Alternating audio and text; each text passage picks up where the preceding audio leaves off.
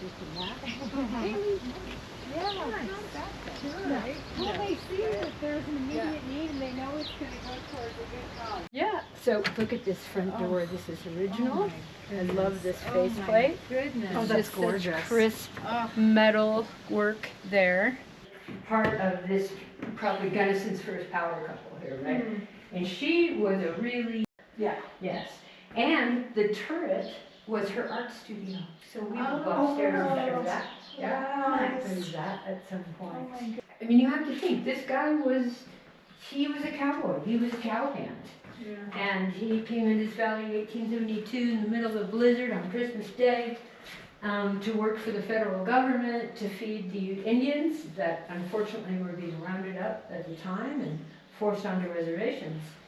And not being very fond of what was happening to the Native Americans, and he was, in his memoirs, he talks about being very grieved. So he didn't stick with that job very well. Credit for The trash level was getting a little excessive. Oh, well, we had a couple of dogs end up with vets because you know, unlike a lot of the nominations, which I wish we could say had all, but it's over 2 years. Yeah, well, That's first year was, For us, that's a, oh my God. Yeah, right. Well, Pam, we have a new board member. But you know, that is so much easier once the ball starts rolling. Well, and once you can demonstrate that plan to them, then you can break it up into chunks for funding. Right. It's now official. We did get funding from History Colorado. Oh, good. $250,000 grant. Woo! That Nice. that was to close the gap. And so we, with the money that we've raised, and then we got a $100,000 OEDIT grant this spring, and that had a timeline on it. So we had to be able to close by November in order to access that money. So it was going to take us a long time to raise that $250,000. So we probably would have lost that $100,000 grant. Oh, okay. And but you know, and then we've got some pledges that need to come in, but we're there.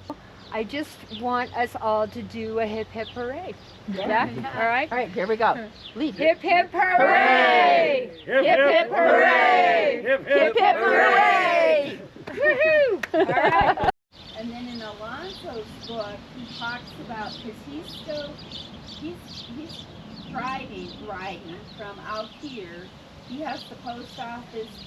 He's a partner in the Sandhill. So he's got all these things going on in town. He's county commissioner. And Annie's out here. And Alonso said, and this is his words, that it was hard for her to get women to help because women were so scarce in this community that they were getting married at age 15. Complete loss on the one side.